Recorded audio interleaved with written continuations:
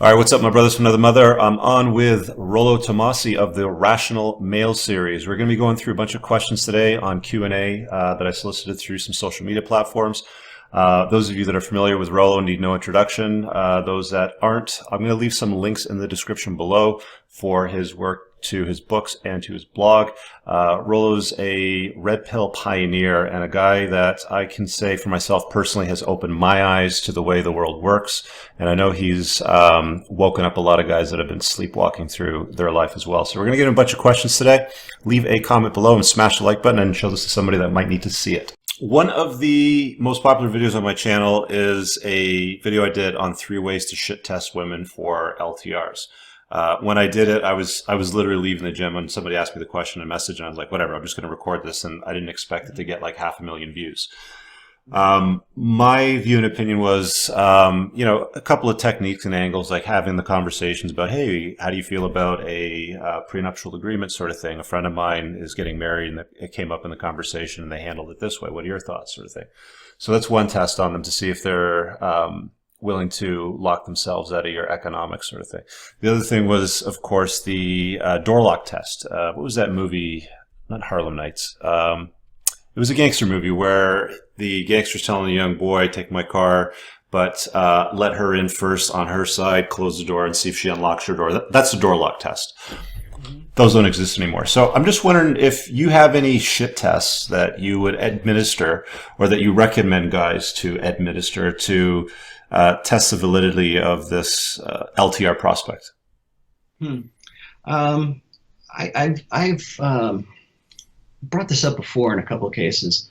I think I'm not so sure it's really a shit test per se, but when I was first dating my wife and we were first getting together, we would sometimes take my car and sometimes we would take her car.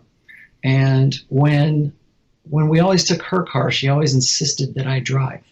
So she would always hand me the keys to her car. And I'd never had a woman do this before. That was one of the sort of more unique things that my wife did, was that she expected me to drive everywhere. Mm-hmm. Even if it was in her car.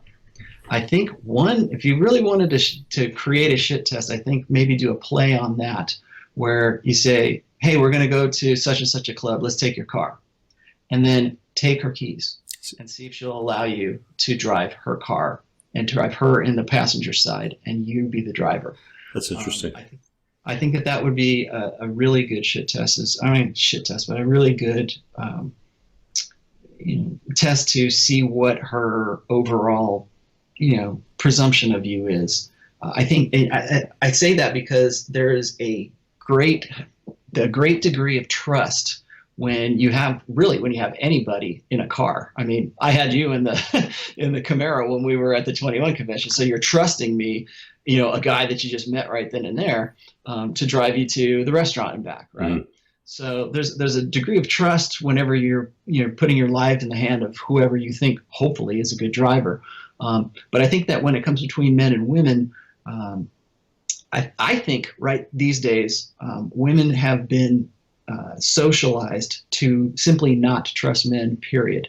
I think that a lot of what they convince themselves of, or what they're told in popular media, and probably through example by their own mothers, maybe their sisters, or whoever, what other female that they take advice from, is to not trust men with everything and to not defer to men. So we're supposed to live in this sort of equalist, egalitarian paradise, when in fact it's come down to the point where women simply don't trust guys. They don't trust them.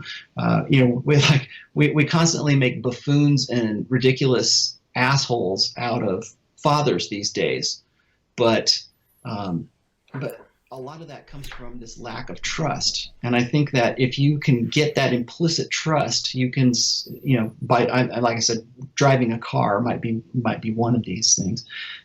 Women, I can remember having women in my car who would hold onto that handrail, the oh shit rail. The holy shit bar. The holy shit bar, like, oh my God, I'm going to die. And it's like, I'm just driving in LA traffic, right? And it's just how I drive. I haven't had a ticket since I was probably 25 years old, right? But But when you got a woman who's like, holding on for dear life and she's in the passenger seat, that's a fundamental hindbrain distrust of you with her life. And you want to talk about vetting a woman, you want to talk about getting a woman who is, somebody who's going to be a good companion for you. You need a woman who will trust you with her life. And I think that far too many women these days don't even consider that.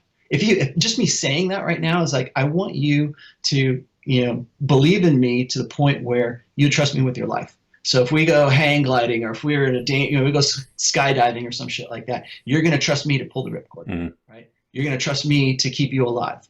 And I want a woman who is going to implicitly do that. I want a woman who our arrangement is so natural and so organic that she goes, yeah, okay, here's the keys to my car. Here's where are we going? Oh, we're going to go rock climbing today. Oh, I'll make sure that do you have all the safety gear for us? Yeah, sure. Okay, fine. I trust you with my life. That kind of stuff. It's really funny that you mentioned that, because I was thinking as you were telling me the story that like I told you the convention, like I've always been fairly plugged in, but mostly alpha. Like I rode sport bikes. Whenever I'd ride a bike, obviously the woman's on the back. Whenever I was getting into a car and I didn't have my car, it's not uncommon for them to just give me the keys. Like I wouldn't even have to ask. Like they would just give me the keys and say, here, you drive. There was one woman though that I did date on a long-term basis that insisted on driving the car. And exactly what you just described there was one of the biggest issues in our relationship. But we're of course a firstborn relationship, and that usually doesn't work. I mean, firstborns don't want to hand over the keys to their cars to another firstborn. But interesting. Thanks very much for that one. All right, Rollo, I just want to thank you for your time today. Really appreciate that. Again, links are in the description below. If you guys have a comment, please do so. Leave something down there, smash the like button, and share this with somebody that might need to see it. Thanks, Rollo.